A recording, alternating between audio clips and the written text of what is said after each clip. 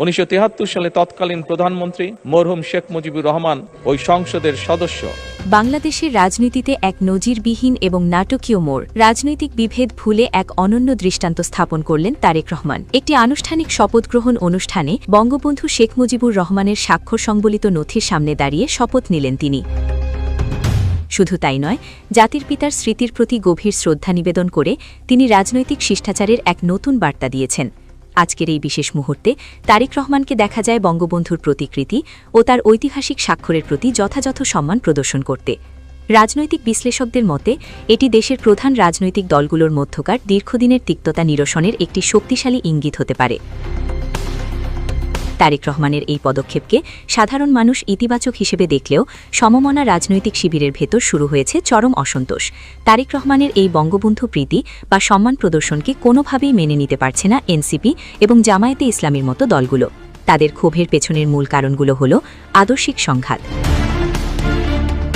দীর্ঘ কয়েক দশক ধরে এই দলগুলো যে আদর্শিক অবস্থানে রাজনীতি করে আসছে, তারেক রহমানের এই আকস্মিক পরিবর্তন তাদের রাজনৈতিক ভিত্তিকে চ্যালেঞ্জের মুখে ফেলেছে। তারা মনে করছে এই ধরনের জাতীয় ঐক্যের বার্তা তাদের নিজস্ব কট্টর সমর্থক গোষ্ঠীর কাছে ভুল বার্তা পাঠাতে পারে। জামায়াত এবং এনসিপি নেতাদের মতে এটি একটি কৌশলগত আত্মসমর্পণ, যা দীর্ঘদিনের আন্দোলনের চেতনাকে ক্ষুণ্ণ করছে।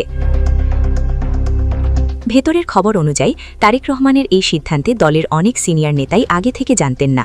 হঠাৎ করে বঙ্গবন্ধুর স্বাক্ষরের প্রতি এই শ্রদ্ধা নিবেদন রাজনৈতিক মহলে এতটাই চমক তৈরি করেছে যে অনেক বিরোধী নেতা ক্ষোভে অনুষ্ঠানস্থল ত্যাগ করারও খবর পাওয়া গেছে।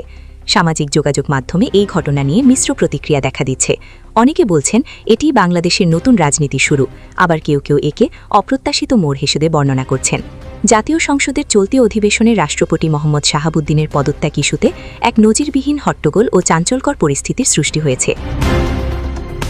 রাষ্ট্রপতির একটি অতি গোপনীয় ফাইল এবং তার পূর্ববর্তী কিছু বিতর্কিত মন্তব্যের নতুন তথ্য সামনে আসায় ক্ষোভে ফেটে পড়েছেন সংসদ সদস্যরা।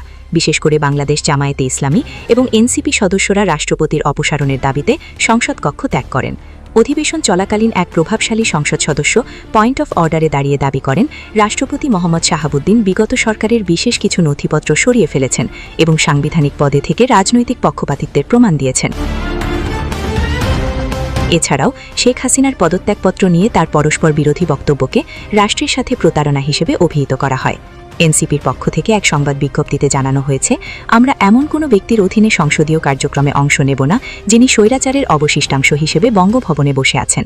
অন্যদিকে জামায়াতে ইসলামীর প্রতিনিধিরা জানিয়েছেন সংবিধান সংস্কারের আগে এই রাষ্ট্রপতির কোনো সাংবিধানিক বৈধতা তারা স্বীকার করেন না। সংবিধান অনুযায়ী সংসদের